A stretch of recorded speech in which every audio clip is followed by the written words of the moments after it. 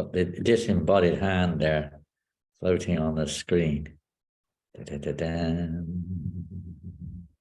Ah, magic. You see the magic? I suddenly produced a cup in my hand. Haribol. Cheers. Don't have anything.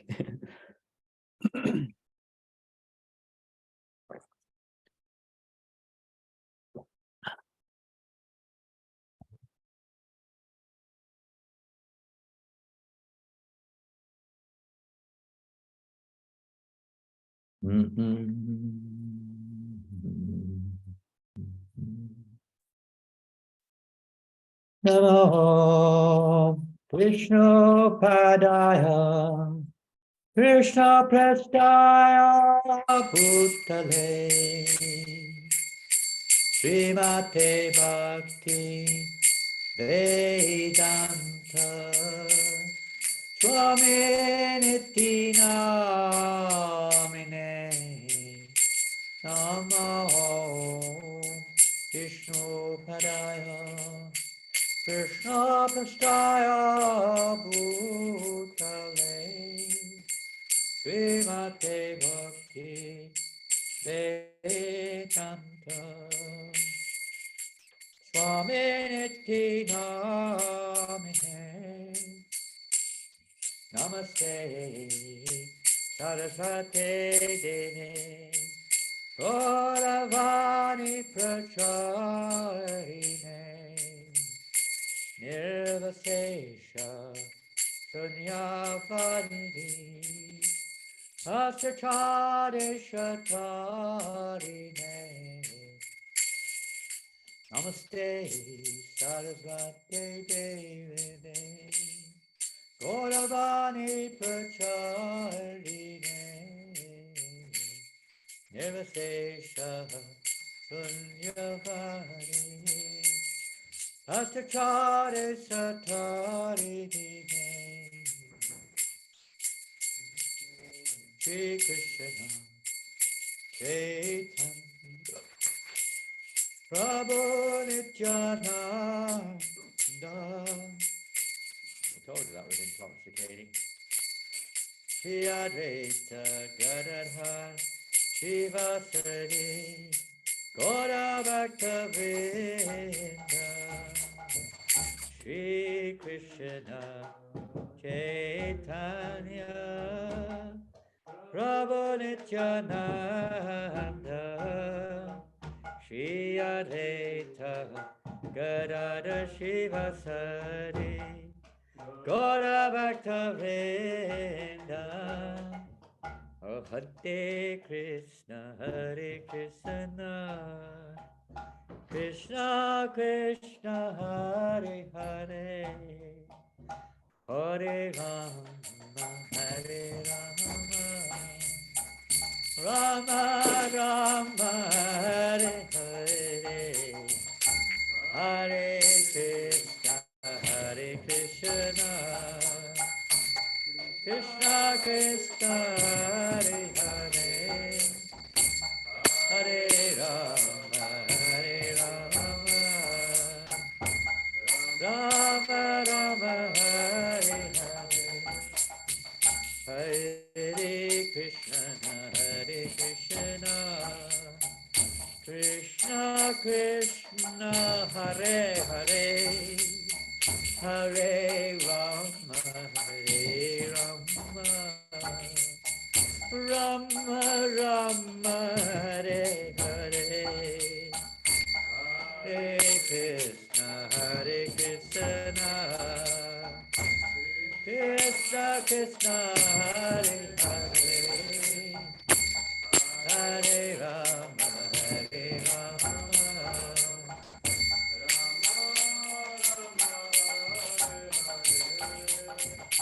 Hare Krishna Krishna Krishna Hare Hare Hare Rama Rama Rama Hare Hare Hare Krishna, Gauranga, Krishna Krishna, Hare Hare, Hare Rama, Rama Rama, Hare Hare, Hare Krishna, Krishna Krishna, Hare Hare, Hare Rama, Rama Rama, Hare Hare, Hare Krishna,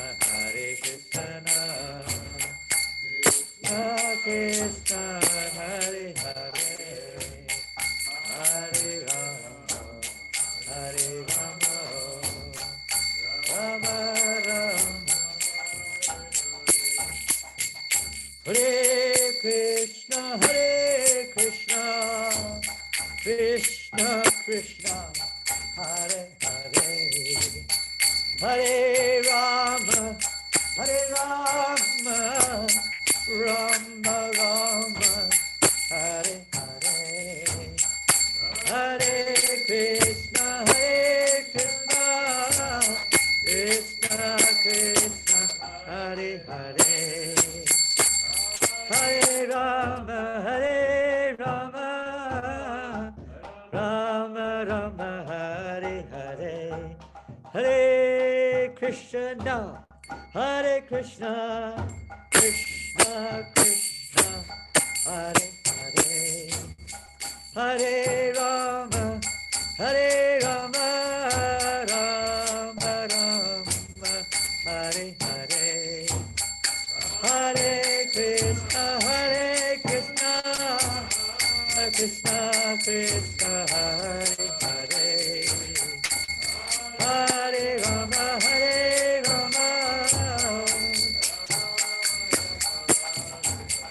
Krishna, Krishna Krishna, Hare Hare, Hare Rama, Rama Rama, Hare Hare, Krishna Krishna, Hare Hare, Hare Rama, Hare Krishna, Krishna Krishna, Hare Hare, Hare Rama, Rama Rama, Hare Hare.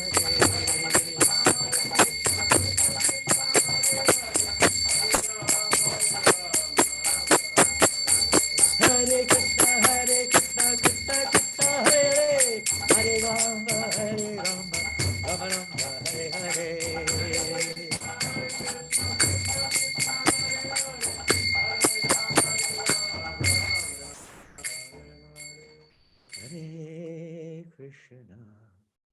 Hare Krishna, Krishna Krishna, Hare Hare,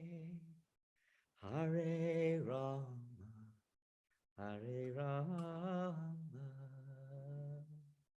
Rama Rama, Hare Hare,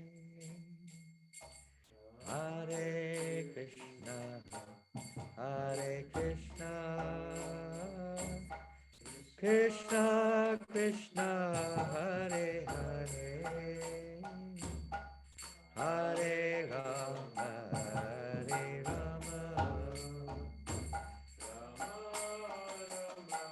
Hare Hare. Srila Prabhupada ki jai, Harinama Sankirtan ki, Sri Kartika Vrat ki jai, Transcendental Book Distribution ki jai.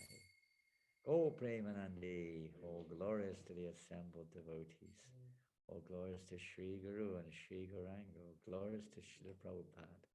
Shri Vrindavan Dham ki jai, Shri Giri Govardhan ki jai. Hare Krishna, everybody. Jaya Radha Madhava Kunja Bihari Radha Madhava Kunja Bihari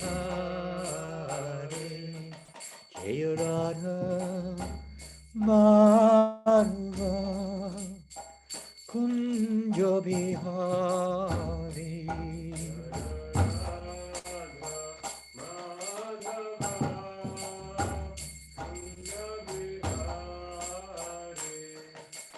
Gopi Janabalabha Girivardhari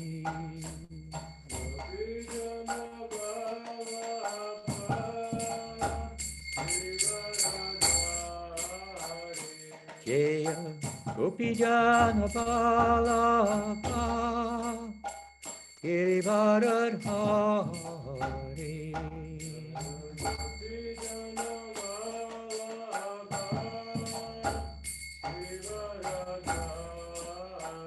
Yasodanandana Brajajanarandana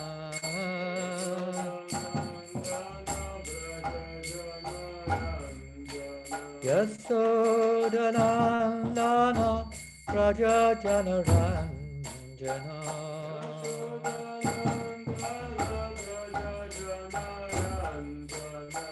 Yamuna Tiravana Chari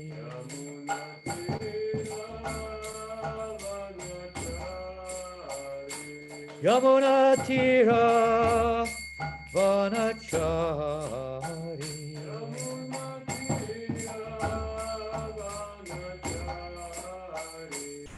Jaya Radha Madhava Kunja Bihari Radha Madhava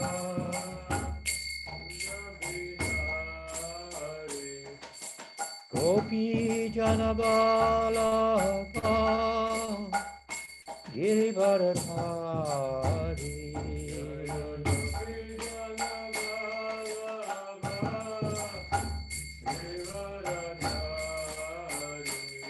Jaya Radha Madhava Kunja Bihari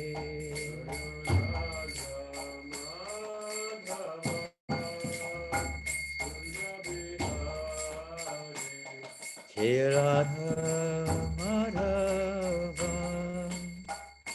Kunja Bihari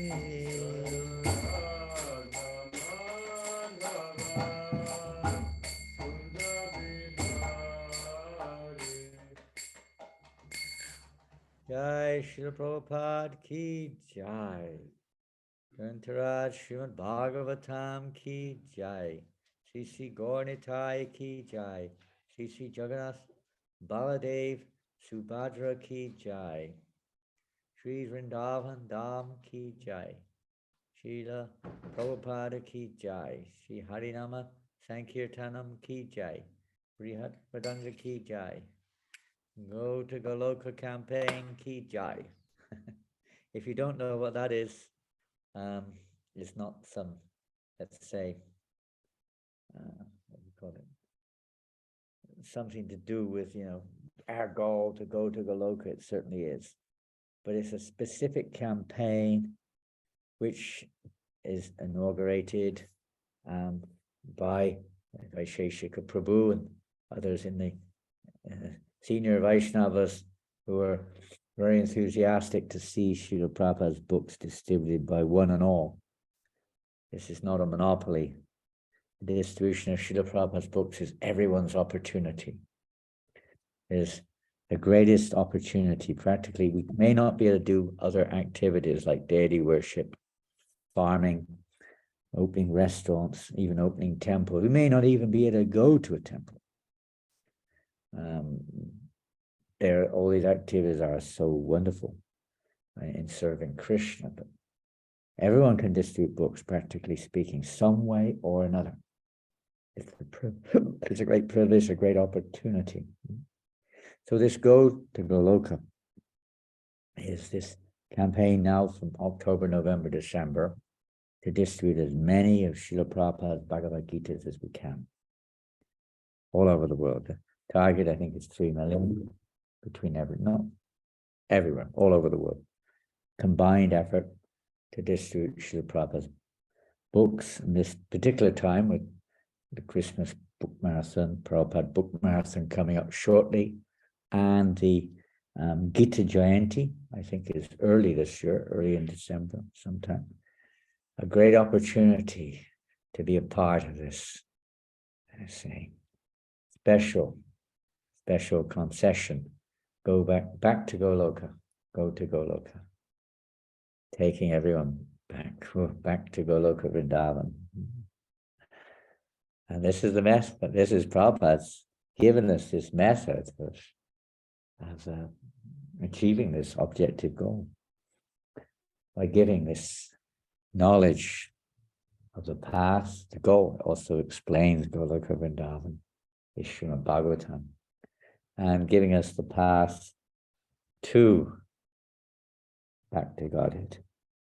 So please do join us if you are all able to be an instrument as Arjuna was an instrument on the battle of Kurukshetra, an instrument for Krishna's will, to become an instrument for Prabhupada's will, and take this little opportunity to distribute books to a friend, to a family member, to a neighbor, to somebody you don't know on the street, a program online, somehow or another share this transcendental knowledge with others. And the best way is to give them Prabhupada's association and the association. All the great acharyas contained in these literatures, the great personalities who appear in these literatures, past, present, and future, etc. Anyway, we're going to have Transcendental Book Distribution Ki Jai. Go Premanandi. All glorious to all the assembled devotees. All glorious to Sri Guru and Graka. Namo Vishnu Padaya Krishna Prishtaya Bhutale Srimate Bhakti Vedanta Swaminiti Namane Namaste Saraswati Deve Gauravani Prachardine Nirvasesha Sanyavari Vastachare Shatarne. Om Namo Bhagavate Vasudevaya.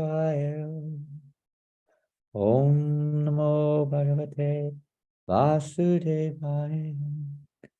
Om Namo Bhagavate Vasudevaya. Om Namo Bhagavate Vasudevaya. Om Namo Bhagavate Vasudevaya. Hare Krishna. So we are now in Zurich, in Switzerland, and we're here for a few days, and then we go to Italy for a few days, and then back to South France for a few days before we return back to New Mayapur to prepare for the Prabhupada Book Marathon. So we haven't been to Italy actually as since we joined the Hare Krishna movement. I've never been to Italy, so this is the first time I think the last time I was in Italy was in 1963. It was. I remember because I looked it up yesterday.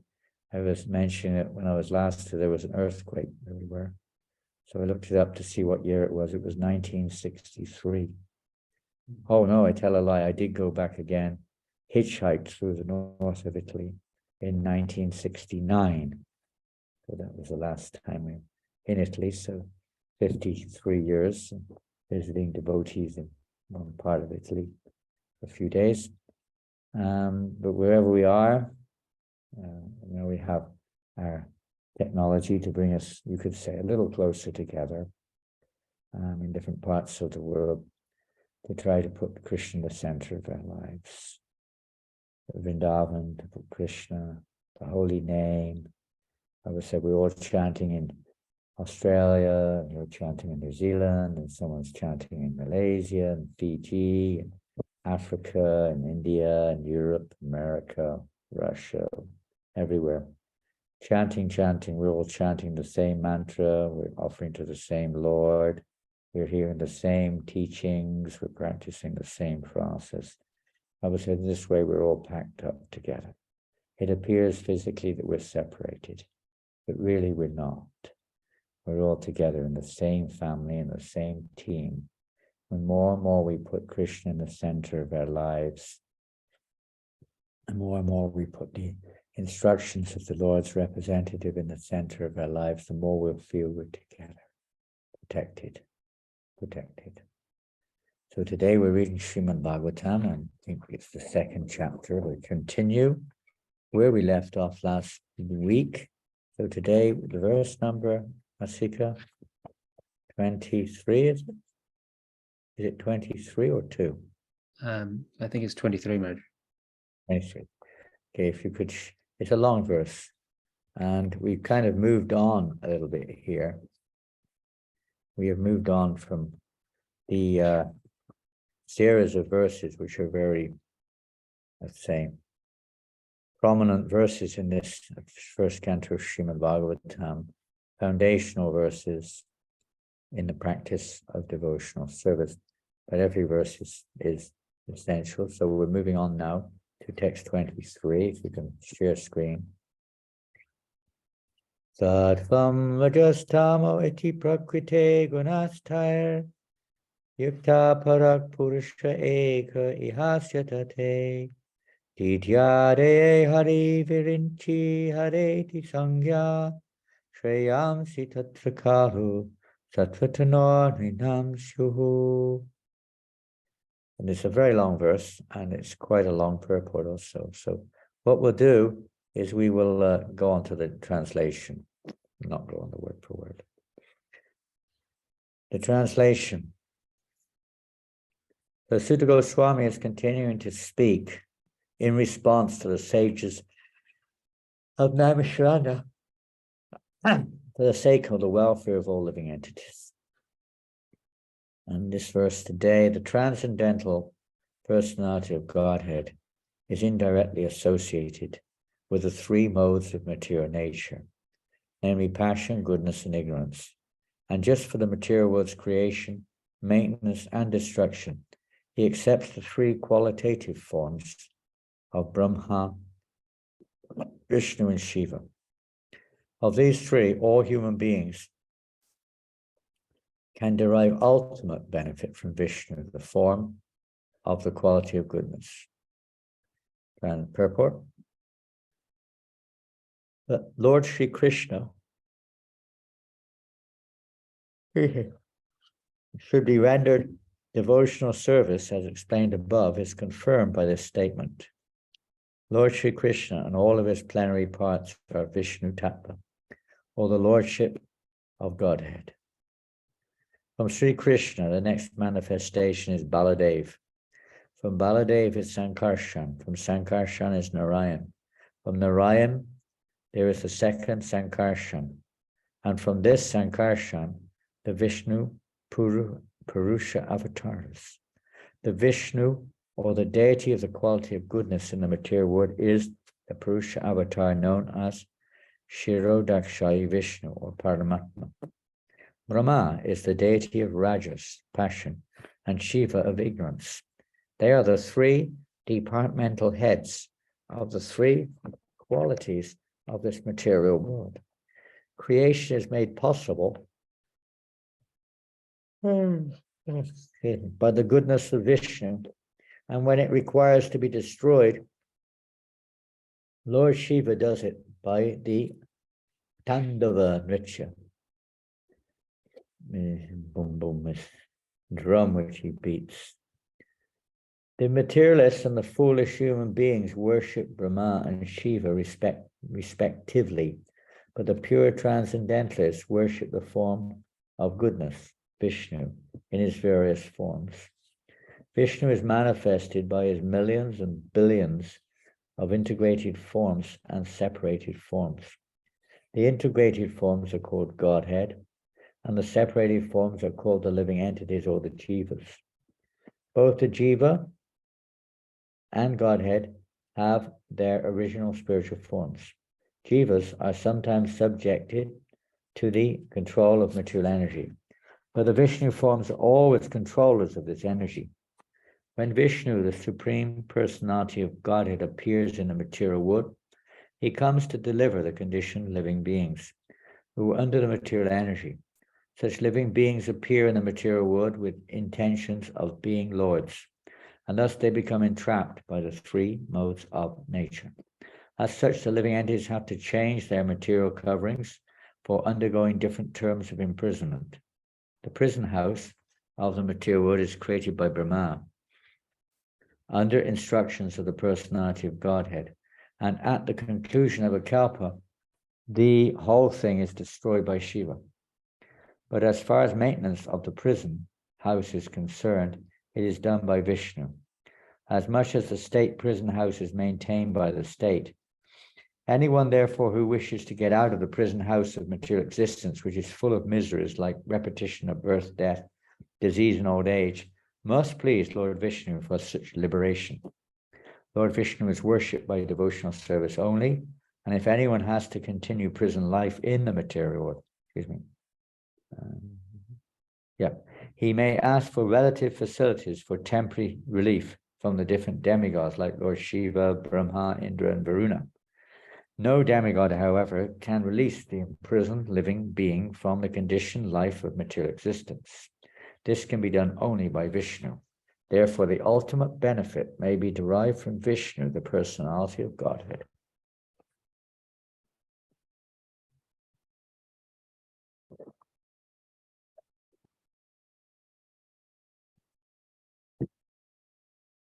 Hare Krishna. You can. Having heard in the previous verses, practically speaking, the process of devotional service, we've heard about the nature of the absolute truth, the method to approach the absolute truth, the results of approaching the absolute truth. One becomes freed of the effects of passion and ignorance, lust and greed, anger, and so on, and comes to the mode of goodness. And as we hear in today's verse, although the empowerment of Lord Brahma, Lord Shiva is himself, you could say, a category unto himself, Shiva Tattva, specific role in relationship to the Lord, in relationship to Sankarshan. But Lord Brahma and other demigods are empowered by the Lord. That position or that capacity to create the universe, the Visharga, the secondary creator, Lord Brahma, is none other than the potent expansion of the Lord. It's the Lord's potency which expands into his capacity to perform such a duty. Now, that potency of the Lord, to a certain degree, is imbued in every living entity. Every living entity has a certain capacity, however small that living entity appears to be. Nonetheless, it has some form of capacity to perform. It may be breathing, it may be walking or crawling or something, or just existing. But that existence potency or that existence ability is there in the Lord, and it is injected or imbued within the living entity. So every living entity, in one sense, as this verse says, is a form of Vivinangsa, the Shvangsha, that's Krishna himself, the full Lord expands in various ways, and one of his expansions is the Jiva Tattva, internal energy, marginal energy, external. So the marginal energy also has some of these qualities in minute proportion, many of the qualities of God, but in very, very minute proportion.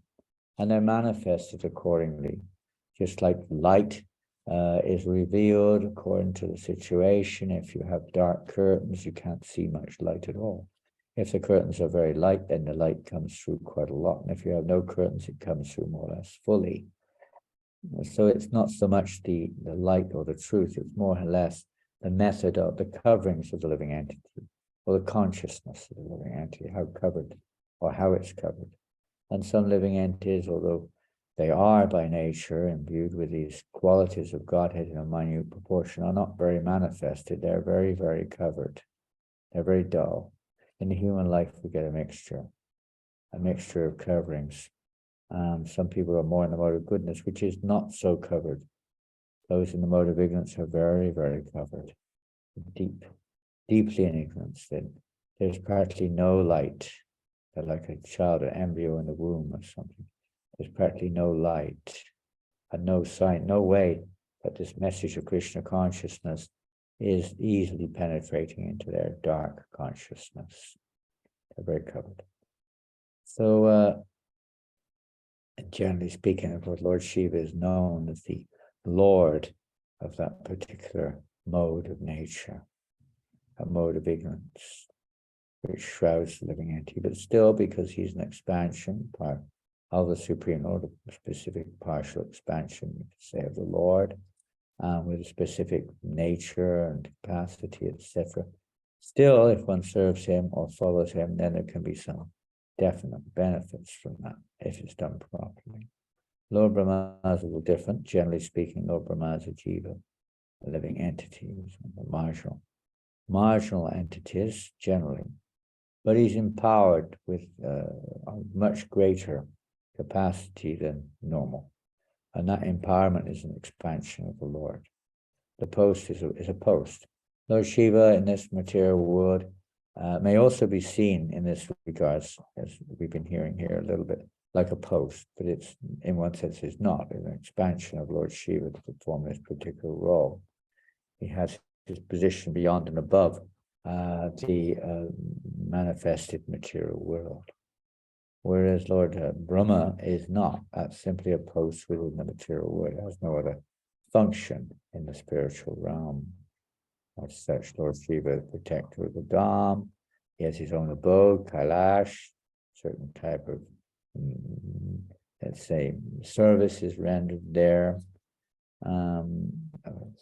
It's kind of in between, sometimes it's said, matter and spirit. But Lord Brahma doesn't have such a position. His position is, well, he can be Acharya, he's our Parama Guru in our line, Brahma Sampradaya. But it's a post. It's a post. It's not a person. Lord Shiva is a person taking the role of in the post of that person also. In this world, he expands, of course, in various ruder forms to perform the various functions which he has to perform in this world on behalf of the Lord, of Lord Vishnu. But Lord Brahma is a specific post simply for material creation. There's no creation in the spiritual world. Everything is eternally existent. The spiritual world, things come into being and they're also destroyed at a certain point of time. The living entity is not. The living entity comes from Vishnu. He's the Tatastha Shakti. He's marginal, sometimes covered over by the material energy. And Lord Brahma is a post, and some qualified living entity takes that post, just like we have president, we have prime minister, this thing, that thing. They are people taking that role, but the post, that's not their name. It's not like the person is always the prime minister. Maybe there for some time as the prime minister. So Brahma is a post for creative purposes, and different living entities take that position as and when the qualification is there, and then they're empowered by the Supreme Lord to perform that particular act of creation. So that's one thing, but the main point Prabhupada emphasizes in this particular verse is above and beyond these Purusha avatars, Guna avatars, Brahma, Vishnu, Shiva, the Purusha avatars of Vishnu in his various forms, Karna Dakshai, Garbhadakshai, and Shiva Dakshai, Vishnu, who also are in relationship with the creation. Interesting to note how all the incarnations, expansions, etc., do come through Baladev. Lord Baladev is the source of them. That's the Lord's expansion for that real purpose of expanding the realm of the Lord's, say, majesty, in the case of Vaikuntha, in the case of the material world, expanding the facilities for the living entities. Prabhupada uses the word prison in this world to create the prison and the various controllers of the prison, and so on. So residences there for the living entities who are inimical towards the Lord, the Brahma Jyoti, plane of impersonal Brahman is also there. There's the sun rays of the sun are there. Brahma Jyoti is like the sun rays of the Lord's effulgence, and living entities are full, completely full of living entities existing in that plane of spiritual existence. And like many Vaikuntha planets, countless Vaikuntha planets, beyond and above, floating in that Brahman, but beyond the material nature, with countless living entities serving the Lord in various ways of reverence, worshipping in so many ways. And then other planes of relationship are there in Ayodhya and Nilachal, and various other planes are there. Devotees rendering various forms of service to the Lord until one comes to the spiritual abode of Krishna himself, Krishna Loka. And within Krishna Loka, there are so many different planes also of rasa, relationship, and even form relationship. Lord Chaitanya Mahaprabhu, there's a portion of Golok Shweta-dvip where the Lord is also performing his eternal pastimes in the mood of Gauranga Mahaprabhu. But primarily the pastimes of Krishna are unlimited, unending in that abode. He's the source of everything.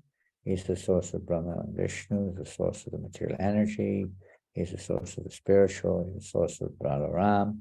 Everything's expanded from him, you can say. Although there's no creation, he is nonetheless the source. As the sun is the source of the rays of the sun, but they both existed more or less simultaneously. You can't really trace that out, but they're coexisting. So the Lord in his internal abode is coexisting. It's not that there was nothing and then some other nothing decided to have something. No, they all eternally exist. This is a very hard concept for those who are conditioned to relativity in this world. The spiritual realm is eternal. So everything about it is eternal. And Krishna's pastimes, everything eternal. Eternally going on. And they're full of bliss, of course. Well, Krishna is the real maintainer because the life and soul of all living entities. We exist only because of him. We continue to exist only because of him. We may desire or not desire, but because of the Supreme Personality of Godhead, everything's going on. But he employs or he delegates, he empowers other living entities to perform, especially in relationship to the material creation, to perform the various or necessary activities within the material creation, to facilitate the purpose of this material creation, which is not just to punish the errant souls or to facilitate their aspiration to try to enjoy themselves, but it's primarily existing to give living entities a chance to renovate or reawaken their relationship with Godhead or with Krishna. But most people don't know this, and most people are not interested in this. Therefore, there's a nice verse in Arto Bhasamam Sakshat Bhakti Yogadhoksha, that the unwanted attachments, material contaminations, etc., which cover living entity are superfluous. They're nothing really to do with it. Unfortunately, we identify ourselves with these various coverings in the form of bodies and minds and so on, and things around us. We identify with this, and thus we become implicated, entangled in the illusion of the material world. It's called Maya, that which is not. We identify ourselves with that which is not. It's called Maya. But that's not the purpose of the material world, just to facilitate that mentality. So we just become further and further entangled in the material world by identifying, but rather to change that. Now, Lord Shiva, Lord Brahma, not to say they cannot, and the demigods, some of them may also be great, but their role is not exactly that. To some extent, but not entirely. Their main role is really just to facilitate, to even supply the needs of those within this material universe, the conditioned souls. Whereas Lord Vishnu, who's ultimately the supplier, he's the maintainer, he's the one keeping everything going behind everything. But his real purpose ultimately is maintenance of goodness, to bring people or conditioned souls to goodness, and he alone can give deliverance from this entanglement of the material world. Lord Mukunda, he is the giver of liberation. No one else can ultimately give that. Lord Shiva can take one too, Shiva Lok.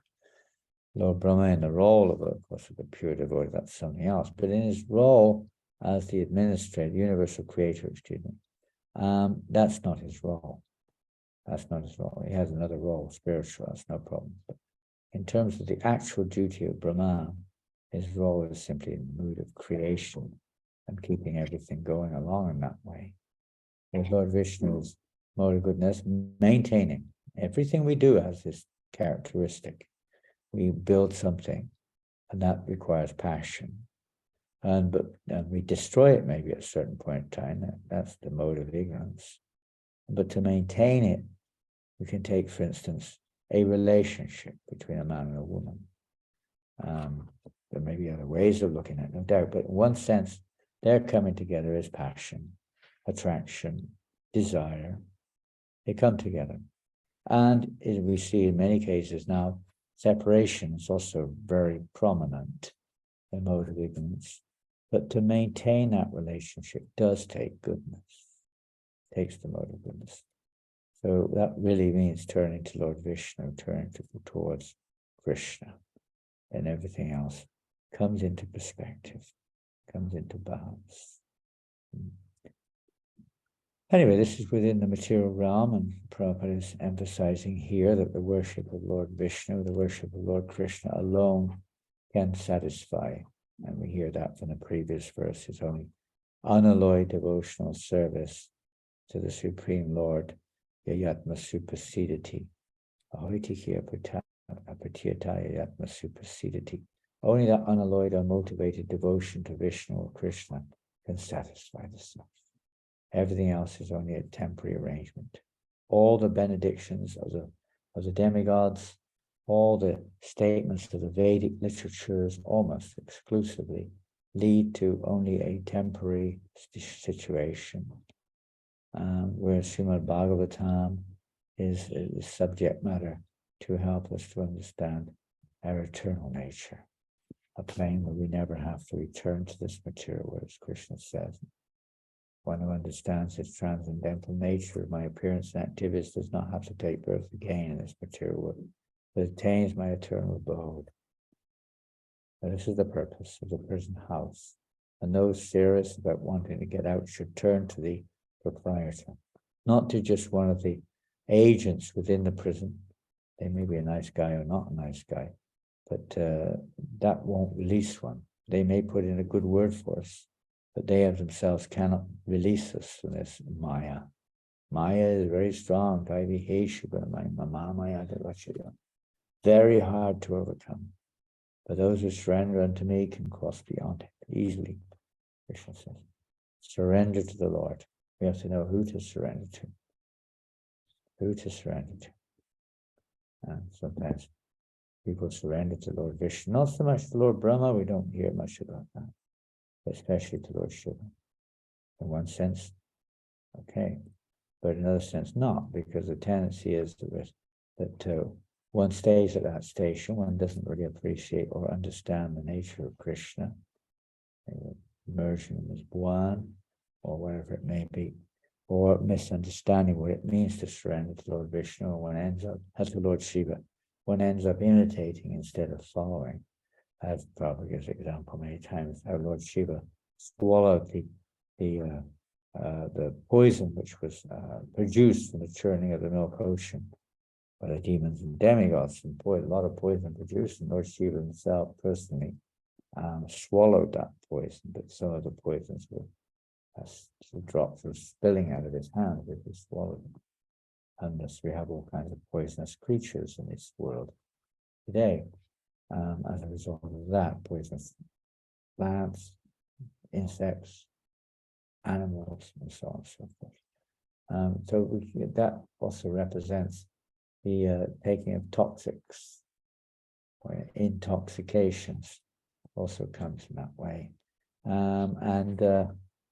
We try to imitate Lord Shiva by taking intoxication. Well, he swallowed an ocean of poison, and to take a little bit of poison in the form of some kind of drug or alcohol or something. His imitation is a very tiny, tiny little thing, proportionate to our size. But we don't imitate. If someone imitates Lord Shiva, then that is condemned.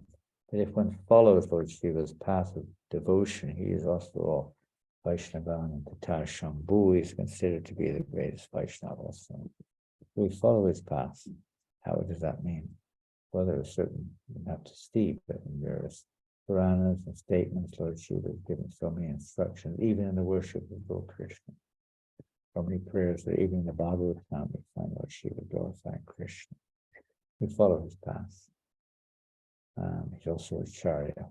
He's also one of the 12 Maharajas, great souls who can teach the path of religion, the path of perfection.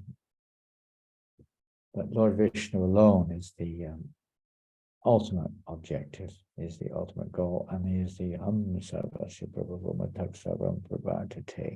He's a source of matter, a source of spirit, source of everything. A wise person will take shelter of him because all one's desires will be fulfilled.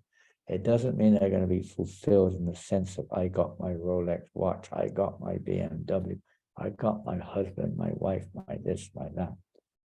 No, but what is it that we're searching for? What is the jiva searching for? The jiva is searching for that self-content, that happiness within the heart. He wants to be happy because that's the quality of Godhead. He's full of bliss. So the living entity is also searching for that experience because it's constitutional to be blissful. It is not constitutional to be in anxiety, stress, fear, etc. These are not constitutional emotions or experiences. But in the material world, they are. The spiritual world, for instance, is sat, eternal. The material world is asat. The spiritual world is full of knowledge. Full of knowledge. And the material world is full of ignorance. People everywhere. Ignorance is affecting everything. Spiritual world is eternal. The material world is not. The spiritual world is blissful. Material world is a mixed reflection of happiness and distress. Like that, it's asat, whereas the spiritual world is sat. It's Janananda, whereas the spiritual world is ananda. And it's achit, whereas the spiritual world is chit, full of cognizance, full of knowledge. There's no ignorance there. Everyone's fully aware of their situation in terms of, they're not thinking of being something else. People don't know who they are in this spiritual world, to speak of how to enjoy. No idea how to enjoy. They're trying various methods they're inventing to try to enjoy. But the real pleasure is when we're with Krishna, when we connect with Krishna. And Lord Brahma, if we approach him in a devotional mood, will try to connect us with Krishna. Ultimately, Lord Shiva, the same thing.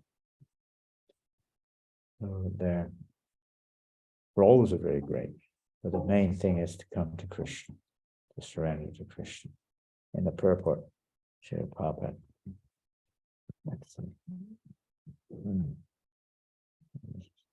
I covered a lot of it, I think. Yeah.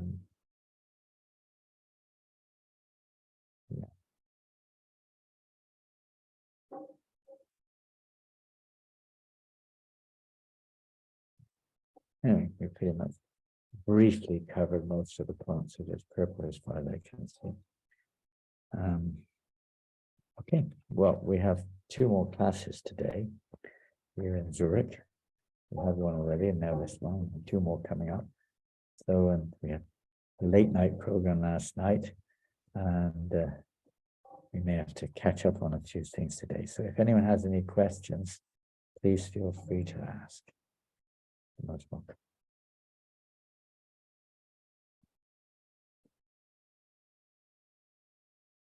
There's one question that's come, or 2. Vrindavan Dham. Lord Brahma is both mentioned as a pure devotee of Lord Vishnu and an administrator of the material world. He is said to not be able to give liberation because he doesn't have it. However, he has residence in Varshana and has had darshan of the Lord who gives immediate liberation and pure attraction for him. Not give it in the sense that he naturally is Charya, Guru, sometimes in relationship to the material world, he may not seem to be always acting in that understanding.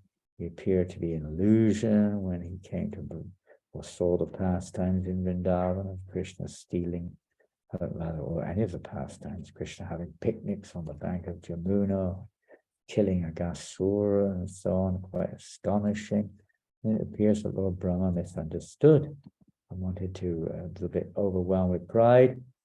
So we see these things, because there's more to it than that, much more. But that's his role when he's in an administrative role. He's even a great devotee of the Lord, may sometimes play the role of Bhaktivinoda Thakur did as a chief magistrate. And when he's playing that role, he has to behave like a chief magistrate. He can behave, maybe perform it more expertly, but basically he has to act as a chief magistrate in that role. A parent may act in a certain role with a child. We play our role. Now, as you say, in another situation, he has residence in Varshan, he had residence here and there. He's in Brahma Samhita, beautiful prayers which were adored by Lord Chaitanya Mahaprabhu himself, emanated from Lord Brahma, and there are many, many other. And if you think carefully, it's different situations. Now, what we're hearing here too, don't forget, is that Brahma is a post. It's a post. It's not that is his eternal name, his eternal business. That's a post that he may perform. We see this sometimes in the material world, that great devotees take various posts in this world, as Brahma, sometimes as Surya, sun god as Yamaraj. We see Yamaraj, for instance, was, he had to do his duty as Yamaraj. He's a pure devotee of the Lord. And he took the position of Vidura in order to perform devotional service in a more direct form, and not sort of indirect by doing what the Lord wants you to do in the material with conditional service in this world. But in a more direct way, as a preacher, Vidura as a preacher of the glories of the Lord. Sometimes they do that also. They sometimes expand into this world to perform particular duties to facilitate the Lord's pastimes, to facilitate the mission of the Lord, the business of the Lord in this world, as the prison warder in this world, so to speak. So they may do things like that.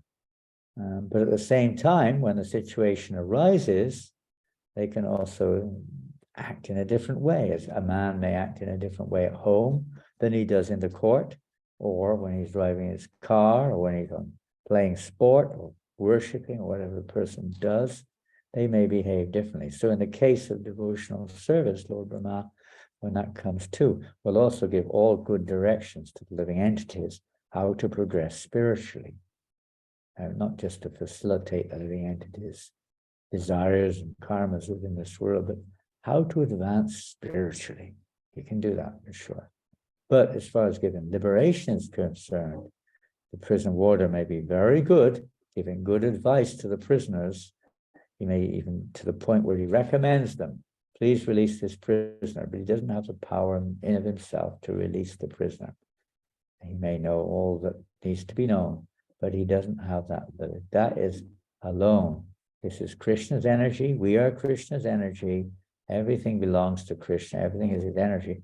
And ultimately, it depends wholly and solely on the will of the Lord. But his will is, say, influenced, considerably influenced, if not entirely influenced, by the will of the pure devotees, by the will of his representatives, no matter who they are, by their will, by their sincere desire, because they're very dear to the most dear to the Lord, more dear than his very self. By their will, Krishna feels he's naturally he's obligated to fulfill the will of his pure devotees because they have no material desires. They're not asking for anything for themselves. They just desire for Krishna's pleasure that all the living entities should be delivered and go back to Godhead. So like Prabhupada in his Makune Bhagavat Dharma is praying to the Lord, please, my Lord, only by your will can they be delivered. But it is my will that you please deliver them. He can't do it on his own. But by the will of the pure devotee is that which influences the will of Krishna. This is the point.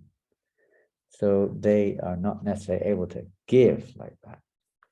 Can't do it because they're not the ultimate controller. This energy doesn't belong to them. They're just acting on behalf of the Lord. But by their great will, this devotee is so wonderful, my dear Lord. Please, please deliver him or them. Please take them back to God. So the appeal of the pure devotees is which touches the Lord's heart. And that's the trigger for the Lord's will to deliver the living entity.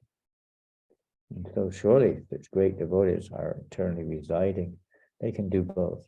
And don't forget, there's not just one Brahma, there's countless universes, and every, whatever cycle, every breath of another Brahma is coming out. There are countless Brahmas. So sometimes, I'm not saying it is, but sometimes these, let's say, statements, pastimes, this thing, that thing, are from different millenniums with different personalities. Same with Indra. Indra is a post also. All these positions of demigods are post occupied by certain persons for a period of time to perform a particular duty. Even though they may be pure devotees or not pure devotees, but the post is to be performed accordingly. You have to play that role. As a judge may be a very kind, pious person, devotional, and it may be his own family member, but usually don't do that. But if it's his own family member, they still judge them according to the particular law. And the nature of the Madhyamadikari also, they have to discriminate somehow or another. Even if they are on the highest platform of Uttama, they still have to discriminate for the sake of the purpose of preaching Krishna consciousness. So that's a little bit anyway about Lord Brahma and many of these great devotees. Next one. As Lord Brahma is a jiva tattva, living entity who is prone to fall into illusion, how can we have confidence in his treatise, Brahma Samhita? How can we be reassured he was not an illusion when speaking? Good one. Well, then we'd have to say Lord Chaitanya Mahaprabhu is an illusion also, because he relished reading this, at least the 5th chapter of the Brahma Samhita. I haven't read the other chapters, so I can't comment. But this chapter, he absolutely relished, daily, practically speaking. This Krishna Karnamrita, Brahma Samhita, the scriptures were very, very dear to Lord Chaitanya. And all the Vaishnavas, Prabhupada would sing this every day when the daily greetings take place. Govindam Hari Purusham. Prabhupada himself used to recite and sing these prayers. When we do puja, we recite these prayers. We mean everybody is indeed, including Lord Chaitanya Mahaprabhu, in illusion. Or and that's the whole process is an illusion. So if you don't accept these prayers, then we have to accept the whole process. We have to reject the whole process, basically, because these prayers are very tantamount in the practice of devotional service, to the extent where Prabhupada said we should learn these prayers like Brahma Samhita and others, in order so that they're always reverberating in our consciousness. Chintamani Prakadasatma Sukalpa Vriksha. We can also find that all these particular verses, they are completely corroborated or confirmed by the Vaishnava scriptures, at least the conclusions of the Brahma Samhita are so succinct and deep, but they're all confirmed in the Brahma, in the Bhagavatam, and other scriptures like that. They're not just another form of philosophy or another opinion. They're just furthering or deepening the understanding of the nature of Godhead. Therefore, Vaishnava accept these as authorized prayers. When Brahma goes into illusion, just like some of Krishna's eternal associates, and as we say, don't forget, Brahma is not like one person only, eternally, and that's it. There are countless universes with Brahmas in, and of course, in this particular, you could say, daytime or lifetime, or whatever you want to call it. There's only one Brahma, or one person taking that role. He lives a long time, but in eternity, that isn't a very long time. It's just a flick of nothing. Countless Brahmas are there. Countless Brahmas. At different degrees they may be, more advanced or less advanced. Just like Jai and Vijay, they are eternal associates of the Lord, but they appear to be demons in this material. They're playing a role on behalf of the Lord to fulfill the Lord's desires. They play roles. Even Nanda and Yasoda, they expand themselves as Drona and Dara into this world to teach the process of developing the mood of Vatsalya Bhav. And then when Lord Janananda and Yasoda appear, they merge back into their original forms. But that doesn't mean the original form doesn't exist. Lakshmana Chakravarti describes how Jai and Vijay continue as Jai and Vijay, even when they fell down as Hiranyakashipu. It wasn't like there was a hole there. No, they continued. It was the eternal spiritual role. They expanded themselves as Hiranyakashipu and Hiranyaksha. Prabhupada says, don't think anyone who thinks that this happens in every millennium is an illusion. It's only happened once for the sake of the Lord's particular pastime there. And other times when it appears Hiranyakashipu, and Prabhupada said they're actually demons. They're not ordinary. They're all, let's say ordinary. They're like jivas who attain that position. So sometimes the demigods are eternal associates, sometimes they're jivas. Sometimes the Lord himself takes that role. It's a post, and the post has to be performed. The duty has to be performed. Like it Olympic, you have to do. Arjuna didn't want to fight, but he had to do it. It was his duty to do that. He had to perform that duty. So sometimes they fall down, appear to fall down by the arrangement of the Lord's energies. If they're not pure devotees, it may be their own will. And if they're pure devotees, there's two ways of falling down. One by the arrangement of the Lord, one is by her own, you could say, will. In this case, the arrangement of the Lord, the word is Lord Brahma, and so on and so forth. Purposeful, to show. Lord Brahma's first thoughts were, let me do something now which will prove to one and all that Krishna alone is the supreme amongst everyone. Not me, not Shiva, no other demigod. He is the supreme. So let me do something which will help prove this. That was his initial thought. Then he went to the illusion of thinking he could challenge Krishna. He could show off in front of Krishna. So different reasons are there. From our perspective, it's a warning about becoming false pride and thinking we are, great or something like that. Krishna smashes it, as he smashed the pride of Indra, he smashed the pride of Brahma, even Lord Shiva, in one sense. To show that, that ultimately he's the supreme one, the source of everything, a worshipable personality, the ultimate resort, etc., etc. Next one. What does complete surrender to Sri Krishna mean? Well, let me know when you realize it. Huh? Oh, there's another one before that. Yes. 1, 2, 3. What is the ultimate position? Okay, let's go back. Ultimate position. What is the ultimate position? Just let me drink some apple juice.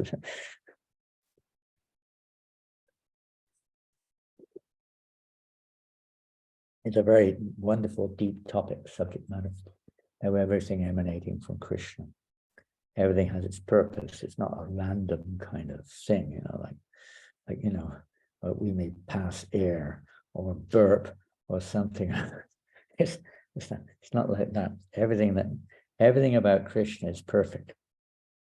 And all the various expansions, both jiva and otherwise, the internal expansions, external, everything is perfect. Om Purnam Madak Purnamidam Purnamadachite Purnasya Purnamadaya Purnameva Vashishite.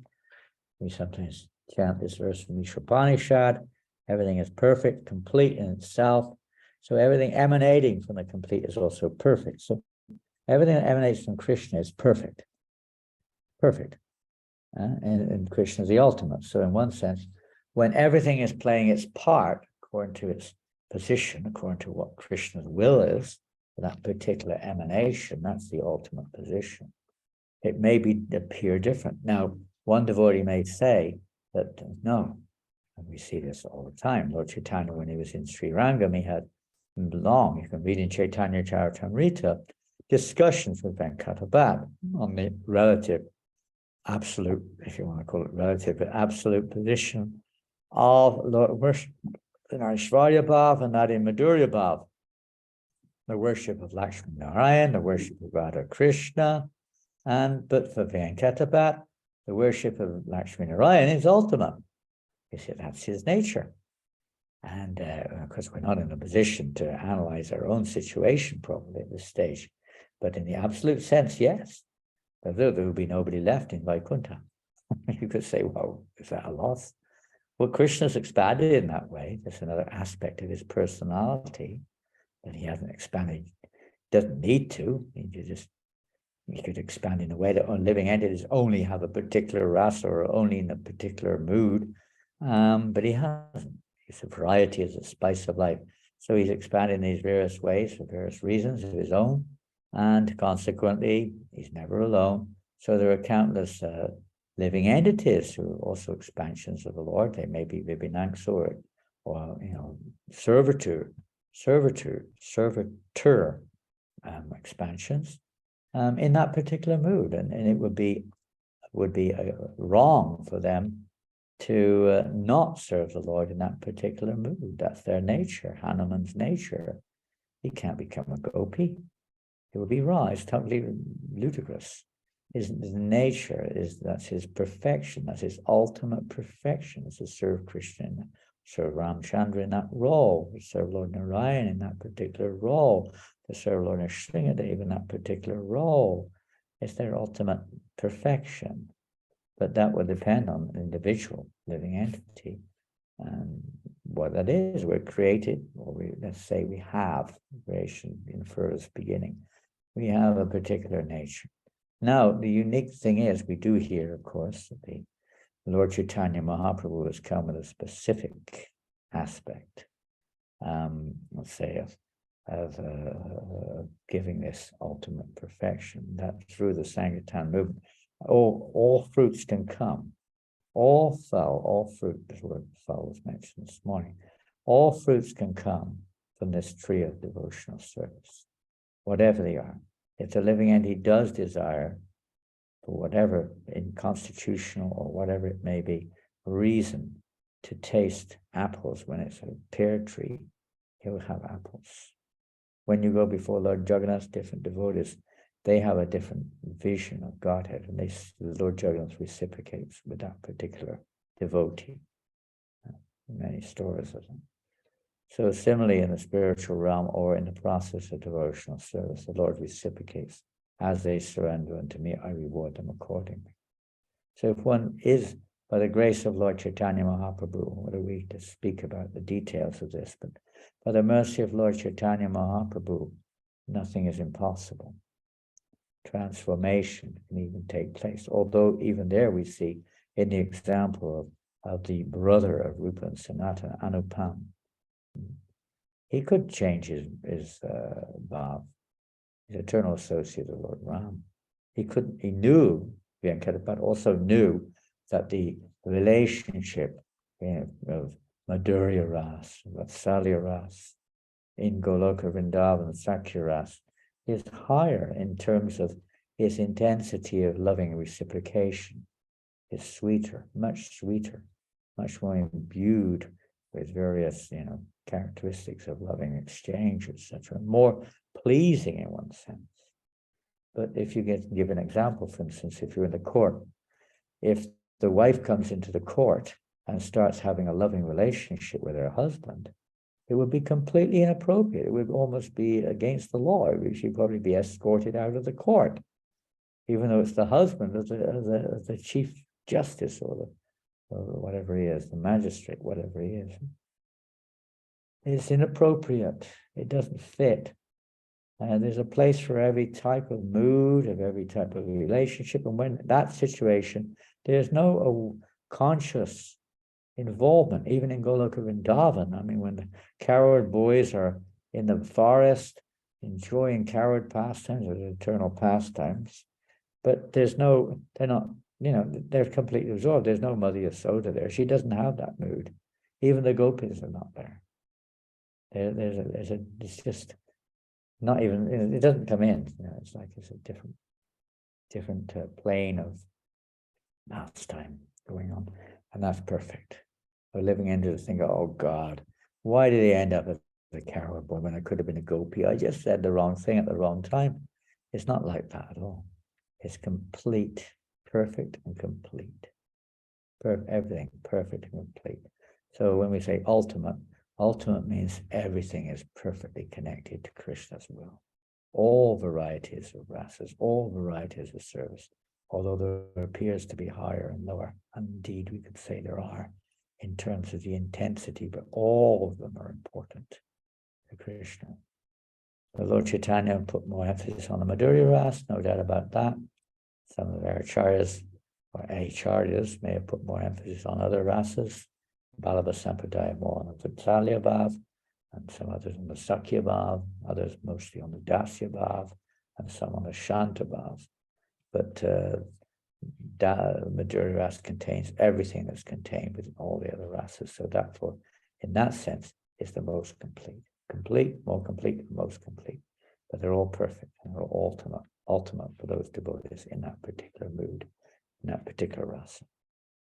Next one.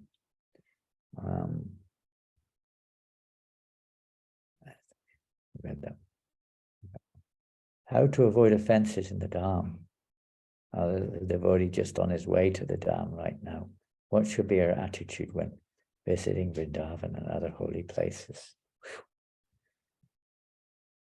Wonderful meditation on Sri Vrindavan Dham. Take the dust. Respect everyone. Serve the devotees, serve the cows. Keep chanting. Keep chanting, chanting, chanting. Try to this mood of humility. Especially I find serving the cows. They're dhammas, any living entity. Serve, be in this mood, how we can serve. We are very careful with our materialistic conditioning to judge. Don't judge. I mean, you have to use a little common sense, obviously, but don't judge people according to how we see them materially. Be very cautious to see it as Krishna's mercy to help us see everything as Krishna's mercy to help us to see our own anarthas. When we see anarthas or something, and just like Prabhupada said to Kirtananda in 1967, Kirtananda Swami at that time, he said to Prabhupada, why is everything dirty? Why is Vrindavan? He had this material vision, Vrindavan would be like, heavenly planet or something. Everything is perfect, materially.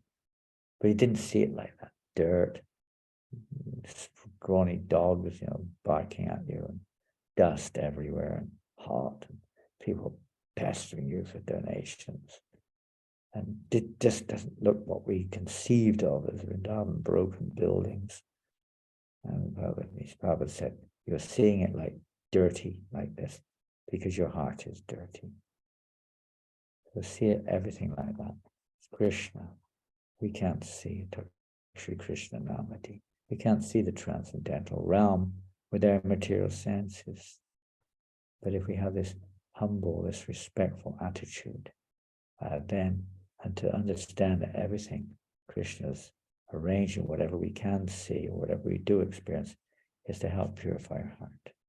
Now, on the other side, not on the other side, but on another perspective, keep careful association with our imperfect vision and our sentimental approaches, etc., etc. We may not get the right understanding, the right perspective. So try to keep as good association as you can. That's why Srila Prabhupada created the Krishna Bharam temple. It's not that there aren't pure devotees here and there, much more than I am, that's for sure. No limits there. But the Krishna Bharam temple was to give us that protection. Because in there, the emphasis is on the deity. The emphasis is to the Sangha, to hear and chant about Krishna. Prabhupada gave this embassy. It's like an embassy to the spiritual realm. Within the, whatever we have, understanding of the presence of Vrindavan Dham, but within that there's this embassy which even persons who are not eligible are able to take shelter in that embassy and understand or become eligible to enter into the Dham. So as much as you can, stick with devotees who are under the shelter of Srila Prabhupada. And there may be many others, we're not monopoly, but this is our safe zone, spiritually, especially we're in the Dham, to keep under the protection. We're supposed to serve in Vrindavan under the protection, under the shelter of an eternal associate of Vrindavan. So we serve under Prabhupada's shelter. And that way you'll be less likely to get carried away by the tendency to commit offenses, to misunderstand, and so on, for materialistic tendencies to become prominent. Less likely. And as much kirtan as you can, as much chanting as you can, and as much service as we can. We may, especially in the beginning, we're not necessarily on the platform where we can sit and just sit and absorb ourselves in bhajan. We can do kirtan, we can serve, we can hear, and so on like this. We go with devotees on parikrama. Better to go with devotees. We go on our own tendencies, this, whatever, anything possible can happen. More shelter, more protection, more safe for the neophyte devotee to stay in the presence of those who are a little more advanced, and to at least develop an appreciation for Vrindavan beyond and above our mundane perspective or perception or our dreams of what Vrindavan should be, but to enter into what is really Vrindavan. And that comes up, I think, in the next question as well. Let me see. What does complete surrender mean? The attitude, Prabhupada one time said about attitude, we can also hear. When we first went to Vrindavan, as we were entering, we read the prayers of Akrura. Prabhupada said it should be the attitude also of a devotee when they enter Vrindavan. So you can read that too. What does complete surrender to Krishna? Well, in one sense, it's an easy question to answer. It means just reviving our being in our constitutional position. That's all. Simple as that. It's not like some kind of application of behavior. It's realizing our actual nature. That's surrender.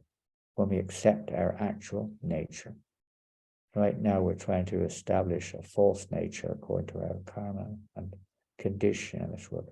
When we accept it's like Arjuna accepted his actual nature to serve the will of Krishna. Surrender. Giving up his conditioned perspective of fighting or not fighting and reasons why or not to do it. But he surrendered, whatever you want me to do, Krishna. So that's the beginning of our constitutional relationship, you could say.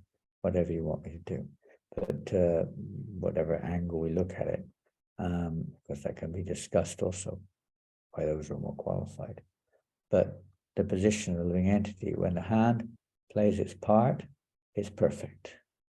When it tries to imitate the foot, it is not perfect. It plays its part. So when the living entity plays its part properly, in an orchestra, when you play your part properly, perfect. If you don't, it's a mess. I see when it's cooperation there with the owner of the body or with the conductor of the orchestra, you get harmony, you get perfection. So similarly, the living entity, when playing our part in relationship with Krishna, we're learning to do that in the material world. So when we play our part here in a practicing stage, that's preparing us for in the constitutional stage, play our proper part in relationship with Krishna for that which we're meant. That which is what Krishna's will. So this is to be, let's say, existing simply for the pleasure of Krishna, as we're meant to be. So when your hand acts according to a hand, you're happy. When it doesn't and it rejects whatever the command we give the hand, we're not in a happy state. If we say, pick up the spoon, the hand says, stuff it. I'm not going to pick up the spoon. Then that's not going to satisfy us. There's some problem there. Maybe you've got some disease or something. So we're in a disease condition. So learning this process of playing our part, that's all. It's not, that's surrender, accepting our part. It's not some kind of forced kind of activity or a numerical achievement. It may be related, but it's not itself necessary at all surrender. It may be for another objective goal. We have some false ego or whatever it may be. But to let go of that and to act according to our real ego is surrender. Let's see. Didn't know. Who's this? No, it's great. That's great. Thank you for that. It's the same question again.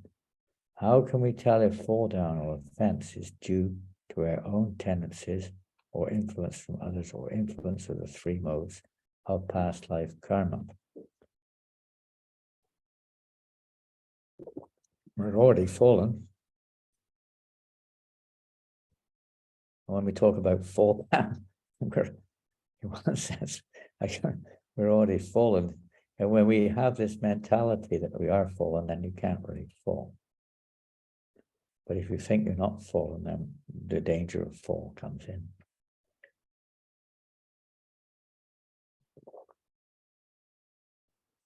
Practical side of it, it's not due to the influence of the three modes of nature exactly. They're instruments. You don't blame a knife for when you cut yourself with a knife, as far as you shouldn't do anyway. Damn that knife. The knife cut me, right? I'm going to destroy this knife.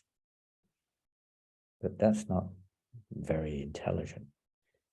That's a misunderstanding of what really is going on. The knife didn't cut us. We used the knife, and for whatever reason, we made a mistake and we got cut by the knife. But we're responsible for it, not the knife. See, the three modes of nature, past life karma. Okay, well, they're acting out, you could say, our karma. But fall down is, when we're talking of fall down, we're already fallen in the material world. That's another thing. It's not due to karma. We become implicated. Maybe it looks like we're more fallen, but we're fallen in this world by desire. It's not by karma. It's not by, you go to the court, damn that magistrate, he sentenced me to prison. I'll get my revenge on him. No. The judge is just accordingly reciprocating what you've done. And why you've done it? Because you have some desire to do it. And that may be influenced, of course, in the material world by one's past activity. But it ultimately goes to the soul, to the living entity being responsible for the situation, where we are responsible for our own situation, not somebody else. There may be so many other persons come in, and because we met them, we thought we did this. But why did we meet them in the first place? Oh, it's my past karma. But why have you got your karma like that in the first, beyond that? It ultimately goes back to the living entity. It's not, there's no point blaming karma, this lifetime or previous lifetimes. It's our own conscious desire, will, that needs to be changed. Everything else will fall into place. Now, that doesn't mean, therefore, all karmas will then adjust and you'll suddenly find yourself fixed in a mode of goodness with no problems, completely peaceful. That's external. Internally, we accept tenu kampam susamikshamam bonjana evatmikutam. That whatever situation we find ourselves in, whether it's directly due to karma or the arrangement of the Lord, whatever it may be, the devotee sees beyond that. He understands you are very merciful. This is a situation which is due to me, whether it's from karma or whatever. I deserve more than this. You are very merciful, and the devotee takes shelter of Krishna. This is the change that's required. Instead of trying to just analyze the reasons for this and the reason, we become very much implicated in most cases, an imperfect endeavor. Imperfect, because who are we to be able to analyze all these things? Even Lord Brahma, even great personalities find it difficult to understand the workings of karma, the workings of this world, although they themselves are participating in the production of it, the maintenance of it. It's actually coming from Krishna. And who can understand the mind of Krishna? So this may be a reflection. We're in the reflection. Do you blame a reflection when you look in the mirror and you see a pimple on your mouth, on your face? You see your eyes all crinkled down like this. Damn this mirror, and you smash the mirror. Okay, gone. Can't see it anymore. Fantastic. No more pimples. No, they're still there. You just can't see them. That's all. They're not like that. It's the pimples here, not on the mirror. It's just a reflection. So the reflections we see in this material world are reflections of ultimately the spiritual world, but we're seeing them perverted because of our own perverted nature. So we have to change our consciousness, not everything around us. How we see, Bhaktisiddhanta said, we have to change how we see things, not what we see. The environment may help us to do that, and it should do. That's why human society is arranged to help facilitate that change, but it's not dependent upon the environment. The environment is to facilitate, help facilitate it. So we don't, karma, all these things are external.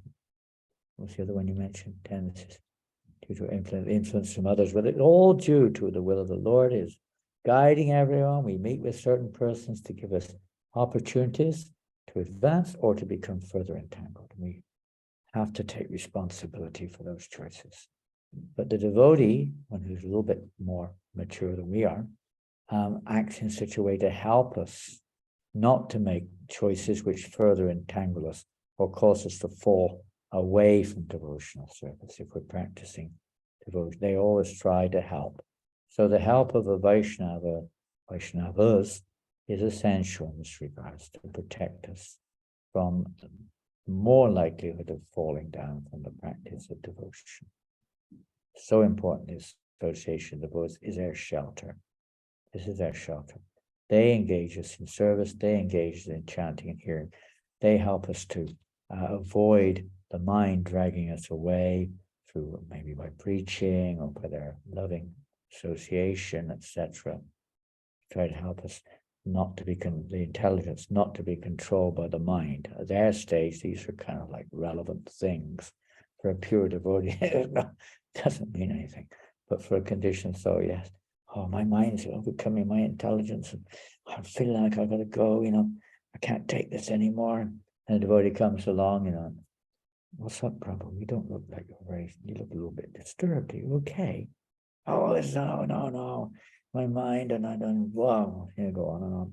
And the devotee tries to help us. So the association of devotees is very important. When you associate with persons who are not interested in devotional service, they will either reawaken this doubt in your heart, or they'll help to further that doubt in such a way that we'll become sometimes convinced, yes, I was cheated, or I was crazy, or these people, whatever. You go on and on like this. And you go back to Maya for some time. But it's not caused by that. They're just facilitating. It's like if someone's born in a particular family, it's not by chance. We tend to blame our parents, blame this. They've got their problems, and they've got what they've got because of what they've done and what they desire. And we've got what we've got because of what we've done and what we desire. And we're born in a certain family which has, the right karma to bring up our tendencies, our desires due to our past business in previous lifetimes.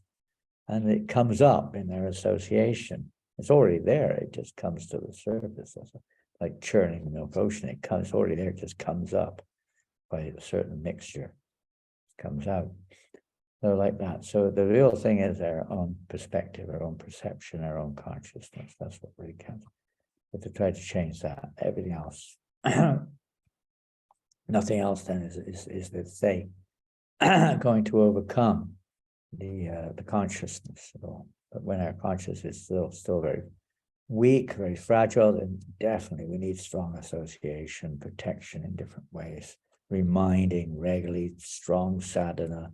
Otherwise, it's easy to get carried away because of our lifetimes of conditioning and the association of the world around us. And sometimes even the name of devotees mislead us and bring us into the mood of criticizing, into the mood of fault finding, into the mood of rejection, of authority. So many different things crop up in our hearts. New age stuff, all sorts of things become overcoating pure devotion.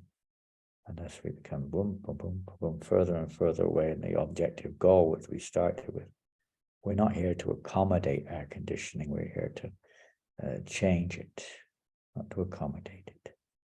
Sometimes we're not here to justify our fallen condition. We're here to get free of our fallen condition, which is not a condition externally, it's an internal way of looking at things, which causes it to remain. Stop looking at them. Stop blaming others. Stop seeing, this is a result of this, that, and the other, because that will keep us in this mood of independence, in this mood of a conditional mood. We'll always be looking for an answer materially. The only answer is within.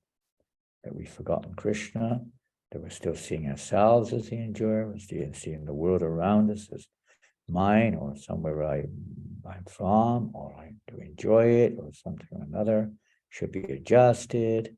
All these are signs of conditional perspective or perception. Needs to be changed. Takes time. Okay, thank you all very much. Hare Krishna. We're going to finish there now because we do have a few more classes coming up today, I believe. And we thank you very much once again for your wonderful association. 2 or 3 days left of Kartik and Kartik. So take advantage of these last 2 or 3 days. They're a very wonderful opportunity for everyone, and including devotees, although devotees may be fully engaged every day, still there's extra special mercy in these days. These singing the Damodarastakam, worshipping Shishi. We sing Radha Damodar or Yasoda Damodar, both pastimes exist, but that mood, the mood of pure unalloyed devotion, which is developed, expressed in various ways in these Damodarastakam prayers, which are, according to our acharyas, are really, really important to sing and try to enter into the mood of these. Together we sing together, entering into the mood of Damodarastakam. Well, it would have been nice to have finished with Damodarastakam, actually. And that's quite a big ordeal. That would take us a long time. We could sing it all together. If you put it on the screen, we don't have to repeat, we'll sing it together. Put it on the screen. Damodarastakam.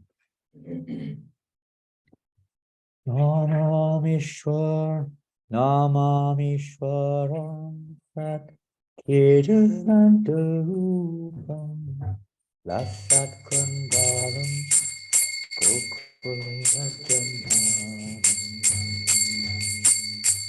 Namamishwaram Satyat Anandarupam Lasat Kundalam Gokule On the screen if we can, please.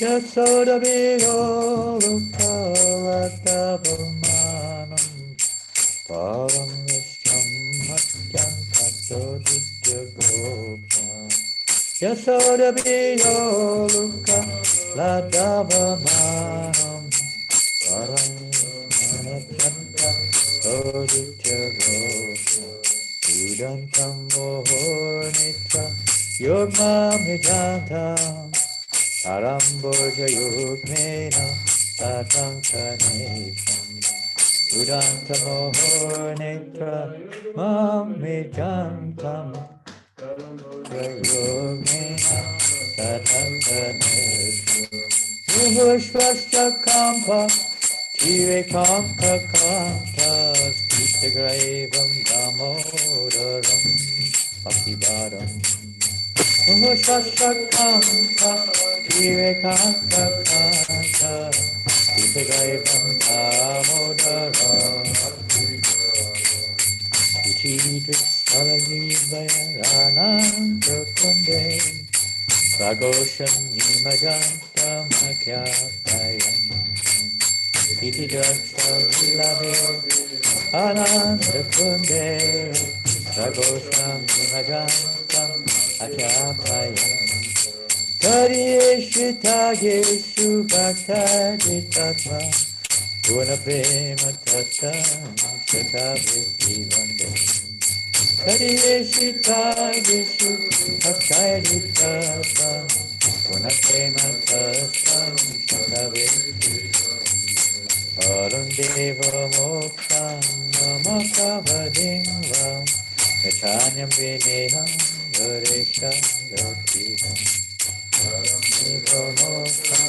Namukavadima Gachanyam Vineham Varesham Dotiham Irakeva Purnata Gopala Bala Sarame Manasyava Rastam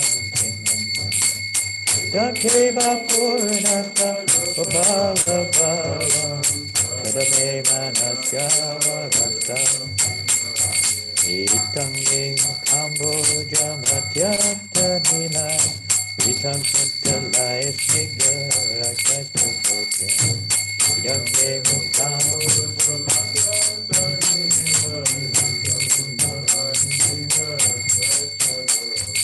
Mursamita Bimba Rakadaram Lam Lakshalam Muhasambita Bimbarakadaram Manasavarassamalam Lakshalam Namo Deva Damodayanato Vishnu Prasida Prabodhuka Jalapimas Narasta Vishnu Prasida Prabodhuka Jalapimas Vipaditi Visyati Dhyambhana Ihanisha Mama Jameda Sudhya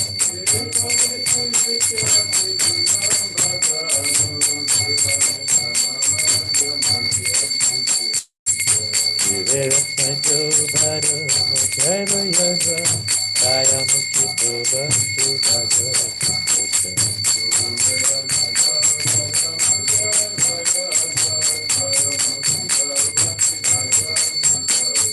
Tata Prema Bhaktim Sakamai Payachka Namaste Gahome Sita Mudave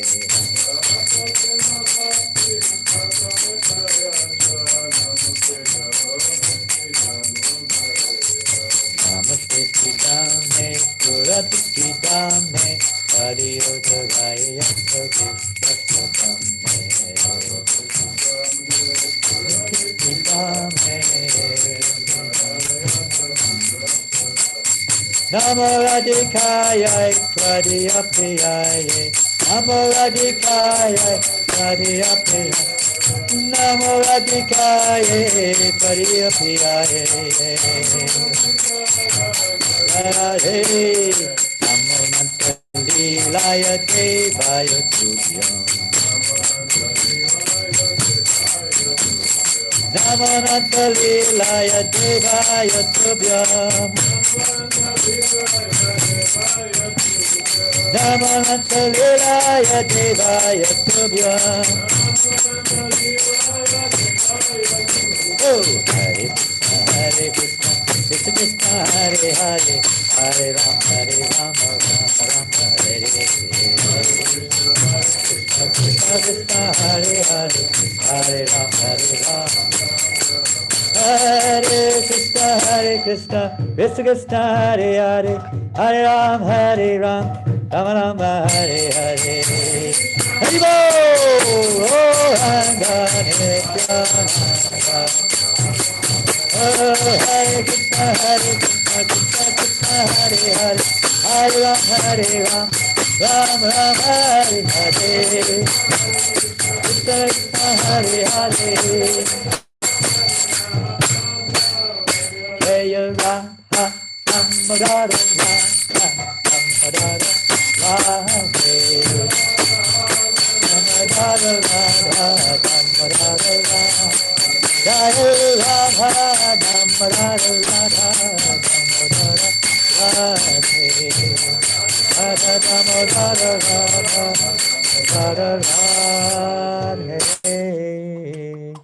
Translation. Come on. Where's the translation? Here it comes. To the Supreme Lord, whose form is the embodiment of eternal existence. There's something missing there. The whole thing's not on the screen, Masika. Knowledge, yeah, they're getting better. It's the form of eternal existence, knowledge, and bliss, whose shark-shaped earrings are swinging to and fro. There's a lot of it missing on the screen, isn't there? We're trying to get it all on the screen. Getting smaller and smaller, though. To and fro. Oh boy, I think we'll have to get the book out here. It's going to be very difficult to get it all on the screen. I can see that. It's going to get so small we won't be able to see it. Krishna is smaller than the smallest, but we're not able to see him. Bring me the book. I've got the book. Is Rasik in that? Oh, he's gone. Okay, I have no idea where it is. Anyway, we'll do our best. I haven't memorized the translation, I'm afraid. What to do? And where to find the song? Well, I could get one, but I can't direct anyone else to get it because Mananda just left the room. He knows where it is, but he's not with us. Okay, well, sorry, we can't go through the translation if we don't have it.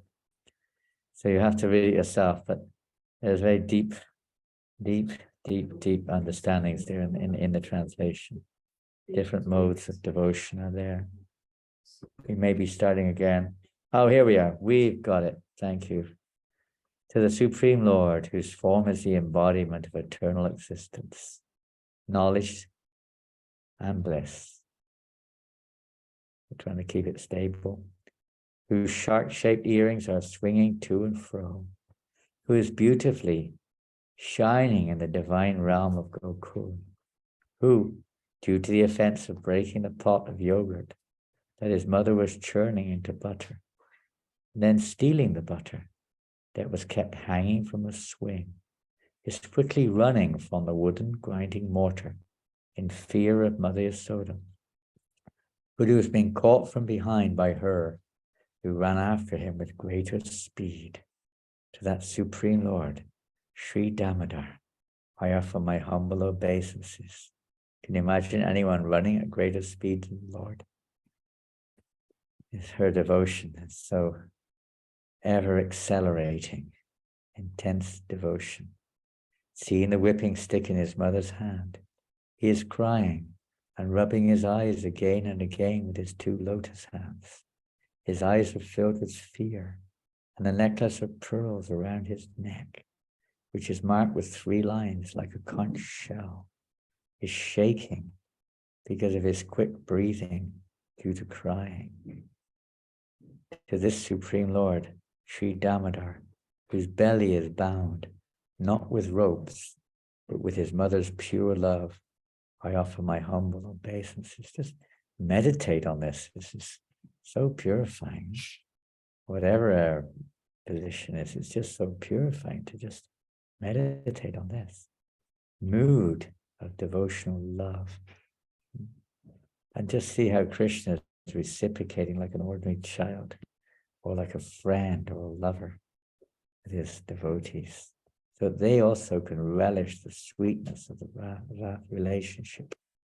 By such childhood pastimes as this, he is drowning the inhabitants of Gokul in pools of ecstasy and is revealing to those devotees who are absorbed in knowledge of his supreme majesty and opulence that he is only conquered.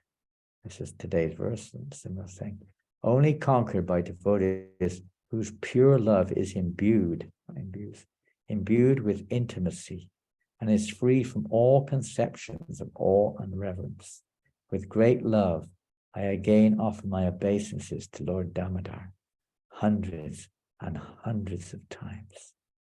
Interesting how Prabhupada lived in the Radha Damodar temple and was empowered by Rupa Goswami and Jiva Goswami, Kaviraj Goswami, and even Bhakti Siddhanta Maharaj as a Pushpa Samadhi in that temple. There were many other great devotees also.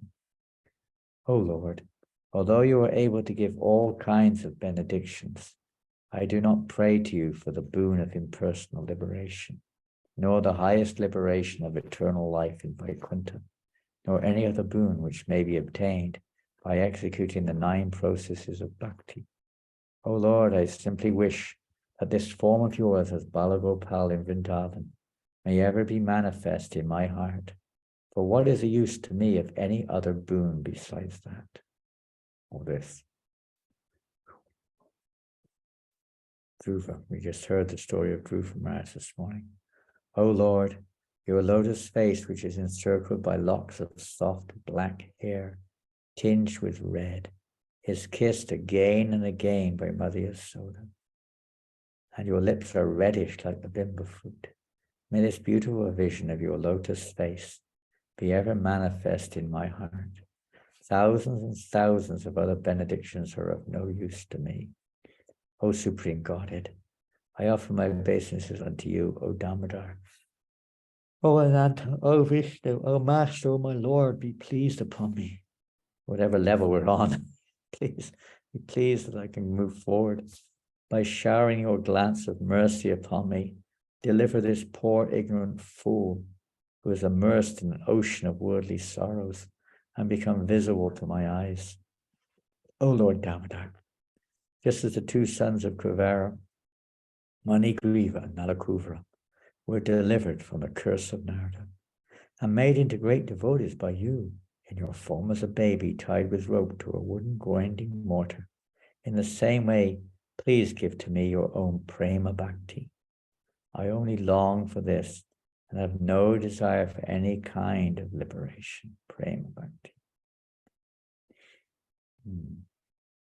Oh Lord Damodar, I first will offer my obeisances to the beautifully and brilliantly effulgent rope which binds your belly. I then offer my obeisances to your belly, which is the abode of the entire universe. I humbly bow down to your most beloved Srimati Radharani, and I offer all obeisances unto you, the Supreme Lord, who displays unlimited pastimes. Nantalila, referring to all the various pastimes. Srila Prabhupada ki jai, Sri Damodarastakam ki jai. So 3 days maybe left. Take advantage of these days. Hear the translation and try to be more Krishna conscious. Srila Prabhupada ki jai. Hare Krishna. Srila Prabhupada ki jai. Gaura Premanandi. Hari Hari Hari Hari Bol. Jai Prabhu. Jai. Thank you, Maharaj. Haribol. Hare Hare Krishna Krishna. Maharaj ji. Hare Krishna. Thank you, Gurudev. Hari Bol. Hare Haribol, Krishna Maharaj. Maharaj Haribol, ji. Hare Haribol, Krishna. Haribol, Hari Haribol. Bol. Hari Bol.